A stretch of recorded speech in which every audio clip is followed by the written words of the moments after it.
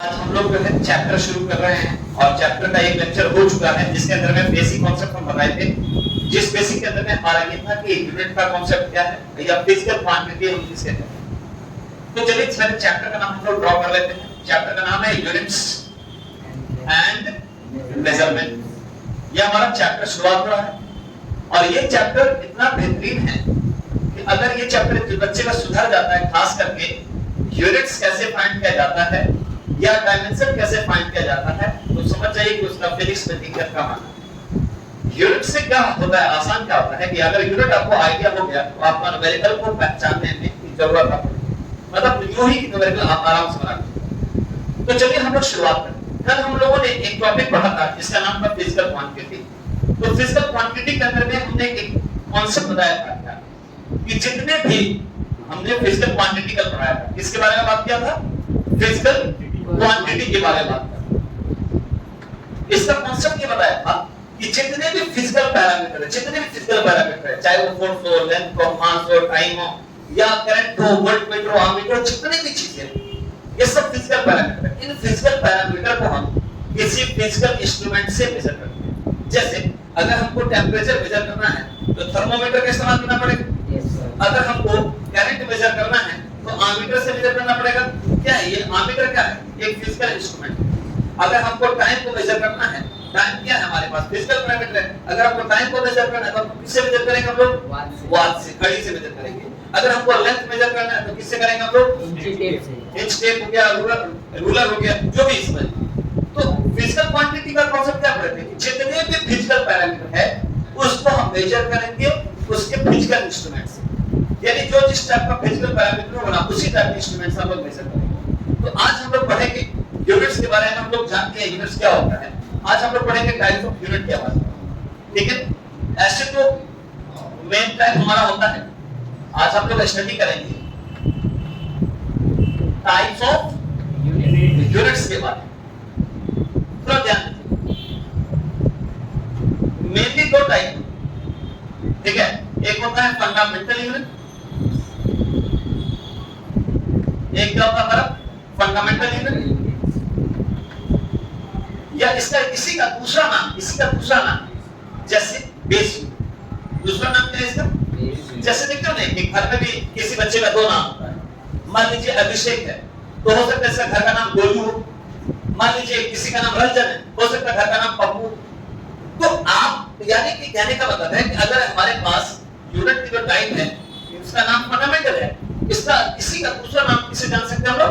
Base unit. अब बात करते हैं सर इसका सेकंड टाइप क्या है, जो जिसका नाम है डिराइव्ड यूनिट। कैसा कौन सा यूनिट है? Derived unit. आज हम इन दोनों के बारे में डिस्कस करेंगे और ये दोनों आपको महान बनाएगा। इसके अलावा और भी यूनिट्स हैं, जैसे आपके पास जो सीजीएस यूनिट है, एफपीएस है, एमपीएस है, सप्लीमेंट्री यूनिट्स है जिसके अंदर में प्लेन एंगल, सॉलिड एंगल आएगा। तो हम फर्दर आगे पढ़ेंगे जब हमको जरूरत होगा तब। ठीक है, ठीक है ऋषि, ध्यान देना। रितेश थोड़ा इधर दो, ऋषि थोड़ा ध्यान से पढ़ना, ध्यान से पढ़ना बहुत जरूरी है क्योंकि आज का जो क्लास है ये एक ऐसा क्लास है जो फिजिक्स को सॉल्व करने में मदद करेगा। आज का क्लास अगर ये और ये आज क्लियर हो जाता है तो समझो कि ये हमारा लेक्चर बहुत अच्छा सक्सेस हो गया। सर हम पहले बात करते हैं किसके बारे में बात करेंगे? सबसे पहले फंडामेंटल यूनिट्स के बारे में बात करेंगे। किसके बारे में हम बात करेंगे?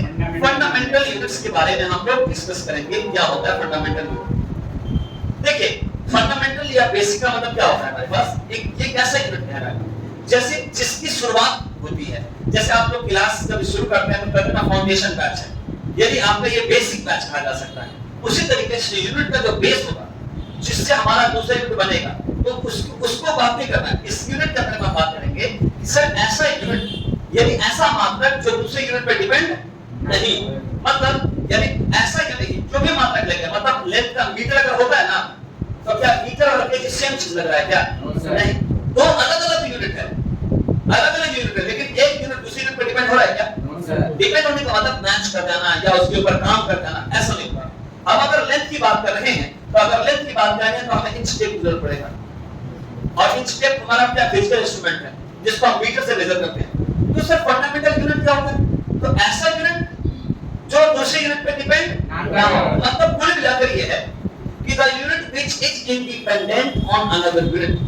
यानी ऐसा यूनिट जो दूसरे यूनिट पे डिपेंड है बिल्कुल ना, उसको फंडामेंटल यूनिट बोलते हैं। कभी-कभी होता है कि हम लोग बोलते हैं हम इंडिपेंडेंट है, हमारा स्वतंत्र देश है हमारा, मतलब इंडिपेंडेंट हम लोग।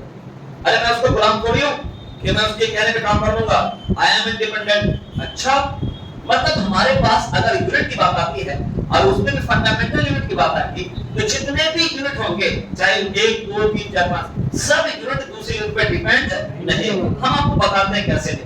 चलिए इसके बारे में हम लोग थोड़ा सा लैंग्वेज देखते हैं। अभी देखिए the units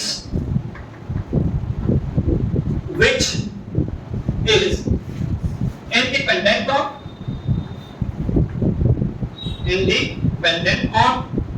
another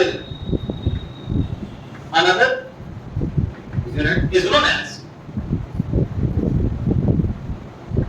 as fundamental unit। Clear?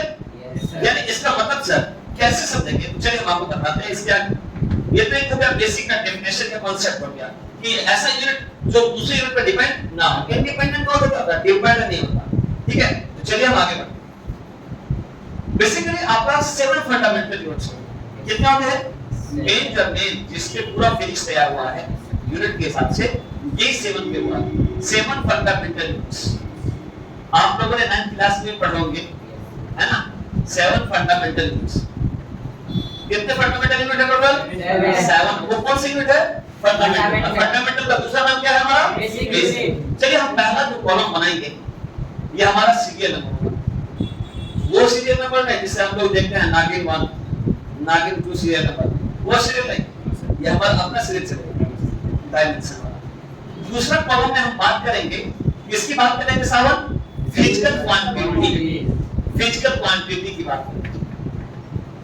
ठीक है, तीसरा हम जो हम बात करेंगे यूनिट्स के बारे में बात करेंगे कि क्या यूनिट्स होते हैं।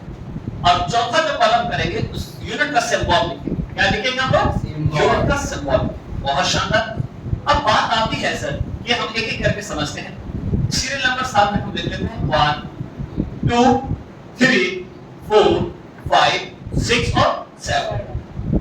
सर एक बात बताइए, हमारा फिजिकल क्वांटिटी का 7 जो फंडामेंटल यूनिट है वो कौन-कौन सा है? जैसे कहते हैं कि ये 5 फिंगर है, क्या सब फिंगर एक ही जैसा है क्या? नो सर, नहीं, सब अपने आप पे एक फिंगर है। ठीक है, वैसा ही हमारे पास ये लेंथ हो गया। ठीक है, लेंथ के बाद हमारा मास हो गया, मास के बाद क्या हो गया? टाइम। ठीक है, आपने लंबाई पढ़ा होगा, द्रव्यमान पढ़ा होगा, समय पढ़ा होगा, पढ़े ना 9th क्लास में? तो स्टूडेंट्स आप टाइम हो गया, इलेक्ट्रिक करंट हो गया। ठीक है, इलेक्ट्रिक करंट हो गया। उसके बाद आप जो है टेम्परेचर हो गया, टेम्परेचर हो गया। उसके बाद ल्यूमिनस इंटेंसिटी हो गया। ये आप लोग केमिस्ट्री में भी पढ़ोगे, बेसिक कांसेप्ट ऑफ केमिस्ट्री के अंदर। उसके बाद amount of substance, amount of substance. सब लोग एकदम देखिए, कभी भी क्लास में आप रिप्लाई करके पढ़ेंगे, फीडबैक देके देंगे, आप अपने कन्वर्सेशन को कंटिन्यू रखेंगे तो क्लास आपका अच्छा भी होगा, आप समझ में भी आएगा और ये लॉन्ग टर्म तक याद हो जाएगा।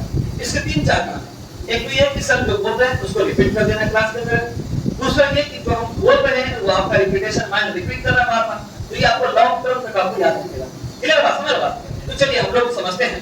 अच्छा एक बात बताइए, लेंथ जो है, लेंथ को किससे मेजर करेंगे? किलोग्राम से कि सेकंड से कि मीटर से, किससे करेंगे? मीटर से, है ना? तो हमारा लेंथ जो है हमारा उसका यूनिट हो जाएगा मीटर। और मीटर का सिंबल कैसे लिखेंगे? Small m। मास का क्या हो जाएगा हमारा? किलोग्राम, मतलब केजी मतलब किलोग्राम, है ना? इसको मतलब केजी लिखेंगे। ठीक है, केजी।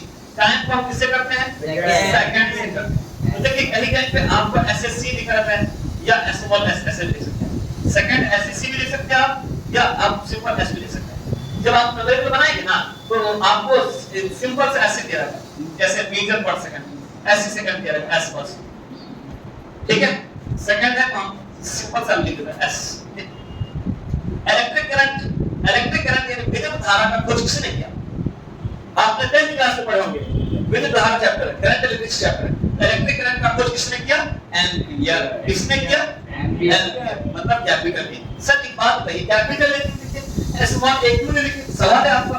तो उसका जवाब ये होगा कि जब भी कोई साइंटिस्ट, याद रखिएगा, मान लीजिए आप एक साइंटिस्ट है और आपने कोई चीज का खोज किया, तो जब भी कोई साइंटिस्ट किसी चीज का खोज करता है तो वो अपना नाम लिखता है और अपने नाम का पहला अक्षर कैपिटल लिखेगा। बात में क्या, अगर मान लीजिए रितेश ने किसी चीज का खोज किया तो रितेश उसके यूनिट में अपना नाम लिख देगा और वो अपने ही नाम का पहला अक्षर कैपिटल लिखेगा। क्लियर है?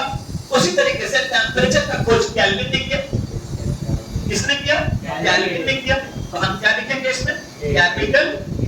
समझ लो बात, ये क्लियर होना चाहिए कि हमारा केल्विन है कैपिटल के।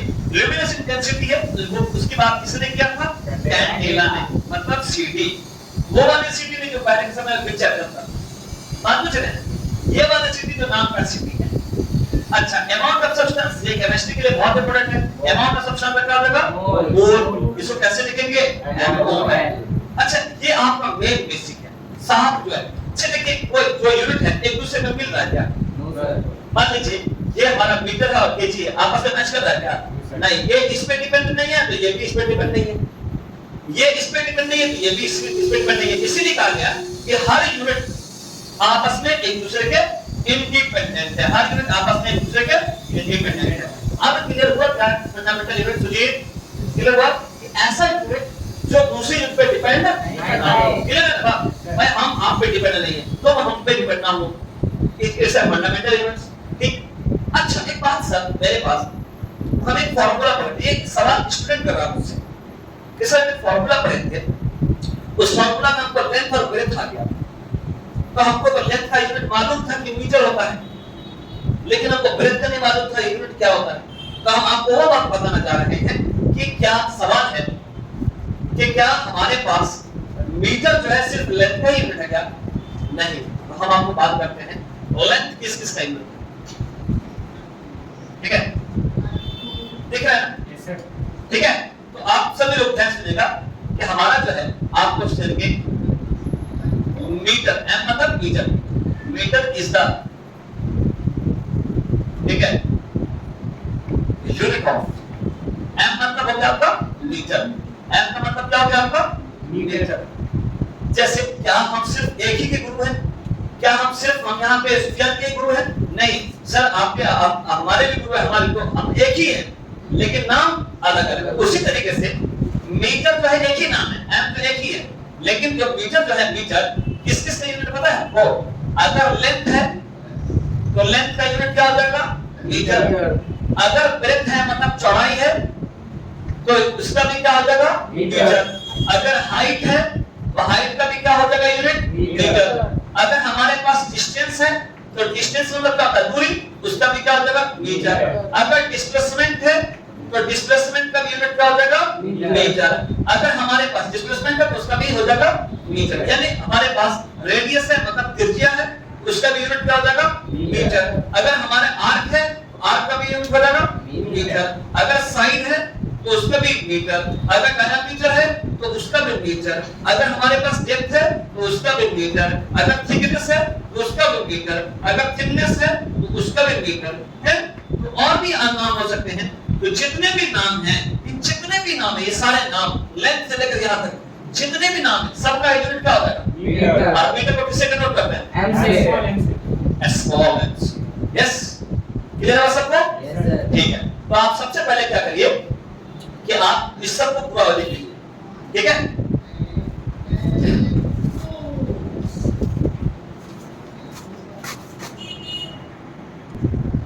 तो चलिए अभी हम जो है पहला जो हम टाइप पढ़ लिए हैं और ये समझ में आ गया कि जितने भी नाम हैं, ये जितने भी सबका यूनिट क्या होगा? मीटर होगा। ठीक है, जिसको स्मॉल m यूनिट करेंगे।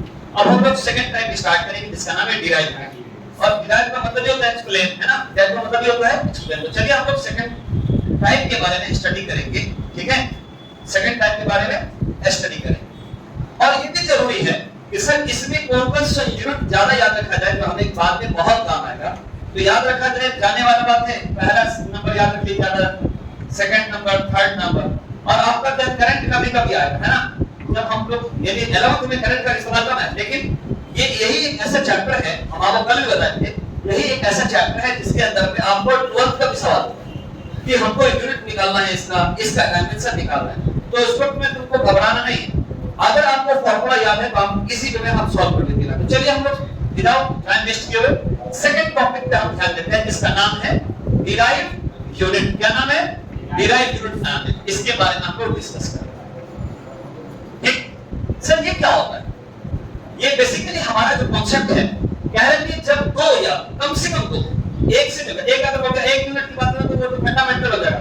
ये दो मिलकर कम से कम दो या दो से ज्यादा मिलकर, कहेंगे कि जब फंडामेंटल यूनिट जब कंबाइन होता है, फंडामेंटल यूनिट पहले अकेला अकेला था, अब क्या हुआ? कंबाइन होने लगा। तो जब दो या दो से ज्यादा फंडामेंटल यूनिट, तो कितना? कम से कम दो, ज्यादा से ज्यादा कुछ भी हो सकता है। तो दो या दो से ज्यादा फंडामेंटल यूनिट मिलकर के जो नया यूनिट बनाता है, जो नया यूनिट एक्सप्रेस करता है, उसको हम डिराइव्ड यूनिट कहते हैं। मतलब क्या सर? कम से कम दो फंडामेंटल यूनिट मिल गया, दो कम से कम या उससे ज्यादा, तो दो या दो से ज्यादा फंडामेंटल मिलेगा तो नया यूनिट बनाएगा, जिसको हम क्या बोलेंगे? डिराइव्ड। समझ बात? तो इसको कैसे हम लोग एक्सप्लेन करेंगे? तो सर फिर से एक बार रिपीट कर दीजिए कि जब दो या दो से ज्यादा फंडामेंटल यूनिट मिलकर नया यूनिट बनाता है तो उसको हम क्या बोलेंगे? डिराइव्ड। एग्जांपल के तौर पर जैसे आप शुगर ले लीजिए, शुगर, ठीक है? एक अलग शुगर है और वाटर है, तो शुगर और वाटर अभी क्या फंडामेंटल है कि आपका डिराइव्ड है? फंडामेंटल है। लेकिन जब उन दोनों को मिक्स करते हैं तो आपको कंपाउंड मिलता है ना, जिसको हम शरबत कहते हैं हिंदी में, तो वो उसको क्या है? वो डिराइव्ड है, क्योंकि दो दो चीज मिलकर बना है, तो नया चीज बना है। लेकिन अगर सिर्फ शुगर खा सकते थे, सिर्फ चीनी खा सकते थे? नहीं, ठीक है? तो वहां पे दो पानी और चीनी जब मिलता है तो हमको शरबत बनाता है, वो शरबत हमारा डिराइव्ड है। चीनी की सिर्फ बात होगी तो फंडामेंटल कहलाएगा, सिर्फ पानी की बात होगी तो फंडामेंटल कहलाएगा, और दोनों को मिक्स करने के बाद जो नया बनता है उसको हम क्या बोलेंगे? क्लियर है? तो चलिए डिराइव्ड के बारे में हम लोग सब लोग लिखते हैं। लिखिए language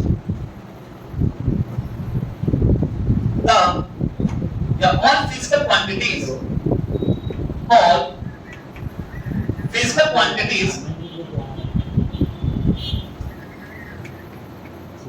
all physical quantities whose can be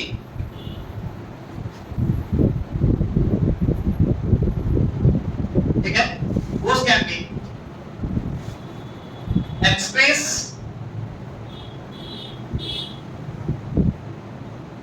by the help of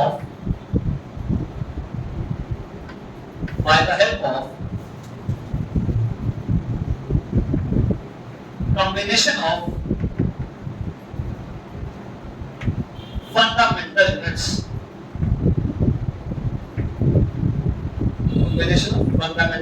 units, called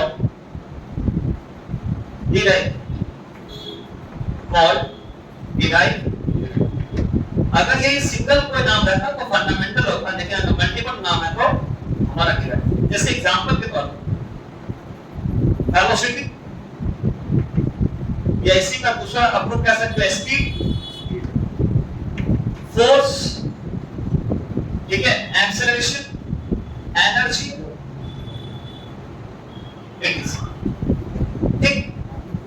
अब जैसे एग्जांपल हम लोग लेते हैं सॉल्व करने के लिए, जैसे स्पीड है, ठीक है? आपके पास जो है स्पीड है, और स्पीड का फॉर्मूला क्या होता है? स्पीड का फॉर्मूला डिस्टेंस बाय टाइम। ये फॉर्मूला याद रखना होगा, डिस्टेंस बाय टाइम। आपने हिंदी में पढ़ा होगा 4 बराबर दूरी बटा समय। तो हमारा स्पीड हमारा v है। अब हमका इसमें यूनिट लिखना है, हमें क्या लिखना है? यूनिट लिखना है। और हम क्या कर रहे हैं? स्पीड का हम यूनिट निकालते हैं, स्पीड का यूनिट निकालते हैं। और स्पीड को डिनोट किससे करते हो आप? v से। किससे डिनोट करते हो? v से। चलिए अब डिस्टेंस का यूनिट लिख दो। डिस्टेंस का यूनिट क्या होता है? मीटर। सर डिस्टेंस का यूनिट मीटर।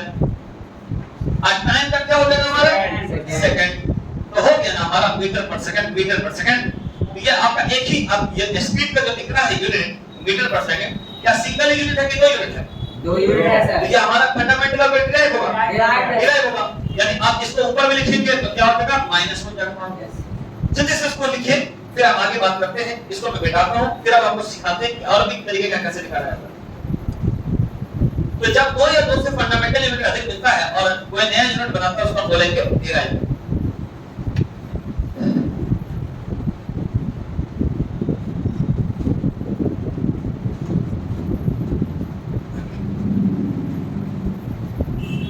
आप लोग इसमें कॉन्सेप्ट समझो। क्वेश्चन डिफाइंड था।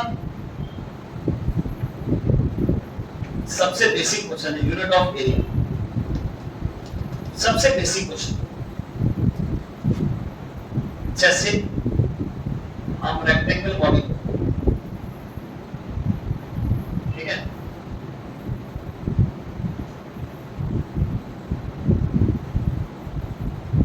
दूसरा स्क्वायर बॉडी,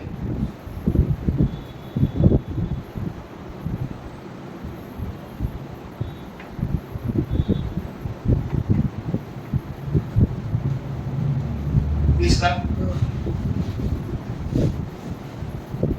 सर्कल,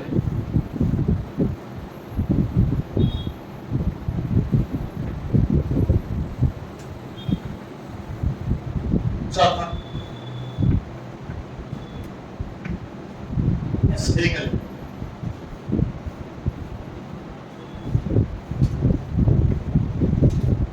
तो अब ध्यान दीजिए मैं क्या करना चाह रहा हूं। तो ये समझ में आया सर कि डिराइवेटिव से लगाया कि हमारे पास जब स्पीड का यूनिट निकाले ना, एक ही नाम नहीं, दो नाम, मतलब डिराइवेटिव। अब आगे बात करते हैं। तो वो सातों नाम में से जो भी होगा ना, वो सातों नाम के अलावा जो भी होगा सब डिराइव होगा, वो सिर्फ साथ ही का फंडामेंटल है। तो चलिए हम सीखते हैं किसके बारे में। अब एक ध्यान दिया, अभी कोई नहीं लिखे, सीखते सर कि हम लोग यूनिट किसका निकालेंगे, मात्रा किसका निकालेंगे, एरिया। अब हमने बॉडी कैसे लिया, रेक्टेंगल। आप सभी को फॉर्मूला मालूम है कि हमें यानी सबका एरिया लिखना है। तो रेक्टेंगल का एरिया कितना है हमारे पास, आपने पढ़ा हुआ लेंथ इनटू ब्रेथ, यानी लंबाई गुने चौड़ाई, आपने पढ़ा होगा लेंथ इनटू ब्रेथ, ठीक। अब ध्यान दीजिएगा बात को, हमें ये इस सब का एरिया का निकालना है। ये रेक्टेंगल बॉडी और रेक्टेंगल का एरिया होता है लेंथ इनटू ब्रेथ, यानी लंबाई गुने चौड़ाई। लेंथ का यूनिट क्या हो जाएगा हमारा, मीटर गुने ब्रेथ है, ब्रेथ का क्या हो जाएगा हमारा, इसका भी मीटर। तो एरिया बराबर क्या हो गया, मीटर स्क्वायर। देखिए यूनिट हो गया।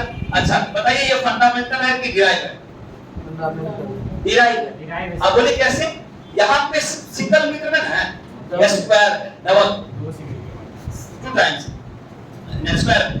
हमारे पास यहाँ पे स्क्वायर अगर नहीं होता तब फंडामेंटल कह सकते हैं, लेकिन स्क्वायर मतलब क्या बोलेंगे, डिराइव। चलिए सर, अब स्क्वायर, स्क्वायर का मतलब क्या होता है, वर्ग। आप सभी लोगों ने थोड़ा समझिएगा please my dear students, I want to give the concept, it's my last class for you, last topic. अब हमारे पास स्क्वायर है, स्क्वायर का मतलब क्या होता है, वर्ग। आप हिंदी में पढ़ोगे वर्ग का क्षेत्रफल, इंग्लिश में पढ़ोगे एरिया होता है स्क्वायर। तो स्क्वायर का एरिया क्या होता है, भुजा गुने भुजा, यानी कि side into side into side. पढ़े कि नहीं पढ़े, यस सर। अच्छा सर, साइड मैच करिए, साइड है क्या, हां सर, साइड का यूनिट क्या हो जाएगा, मीटर, और फिर साइड उसका यूनिट हो जाएगा मीटर, हमारा हो गया मीटर स्क्वायर। अभी ध्यान देगा, अब आप लोग समझते रहिए। अब आगे के बाद सर्कल, सर्कल का मतलब क्या होता है, विड्थ होता है ना। आप सभी लोगों ने विड्थ का क्षेत्रफल पढ़ा होगा, एरिया ऑफ द सर्कल पढ़ेंगे नहीं, pi r square, pi r square. देखिए पाई की वैल्यू कितना होता है, 22.7 यस सर। इनटू आर क्या हमारे पास, मीटर, आर क्या है हमारा, रेडियस। आर क्या है हमारा, रेडियस, रेडियस का स्क्वायर। देखिए ये आपको क्या एक संख्या है ना, यस सर। एक डिजिट है ना, तो संख्या का यूनिट डायमेंशन नहीं होता है। जैसे मान लीजिए कि अगर आप दुकानदार के पास जाते हो और दुकानदार को बोलते हो भैया 5, दुकानदार समझेगा, अगर 5 केजी बोल रहे हैं तो समझ जाए कि हमारा वजन मास की बात कर रहा है, 5 मीटर बोलेंगे तो लेंथ की बात कर रहा है। तो यहाँ पे एक संख्या है और संख्या का यूनिट नहीं होता, कांस्टेंट यूनिट नहीं होता, तो इसके बारे में कुछ नहीं लिखेंगे। आर क्या है, रेडियस है, रेडियस किसका यूनिट है, मीटर का। रेडियस की यूनिट क्या है, मीटर है। इसके लिए आप क्या लिखते हैं, मीटर स्क्वायर है तो स्क्वायर, इसका भी मीटर स्क्वायर। स्फीयर का एरिया, गोले का क्षेत्रफल 4 बाय r स्क्वायर, वो आपको वॉल्यूम होता है। एरिया का क्या, 4 बाय r स्क्वायर। 4 है, पाई की वैल्यू 22.7, r क्या हमारा रेडियस, रेडियस क्या होता है हमारे पास, रेडियस को रेडियस करना चाहिए। अब थोड़ा देखिएगा, 4 क्या संख्या ना, इसका यूनिट होगा, इसका यूनिट होगा नहीं, इसका यूनिट होगा नहीं, r क्या रेडियस, रेडियस का यूनिट क्या होगा, मीटर स्क्वायर। समझे बात को। देखिए कि आपकी बॉडी अलग अलग है, कोई रेक्टेंगल है तो कोई स्क्वायर है, कोई सर्कल है कोई स्फीयर है, लेकिन सबका यूनिट क्या आपको लग रहा है, सेम। यानी एरिया का यूनिट क्या होगा हमारा, मीटर स्क्वायर। ये क्लियर हुआ, समझना है आप लोग को। तो अब आपको जब कराइएगा तो हम आपको और सिखाएंगे, फिर आपको होमवर्क देंगे, फिर आप आगे बढ़िएगा, ठीक है। सुना बात? चलिए देखिए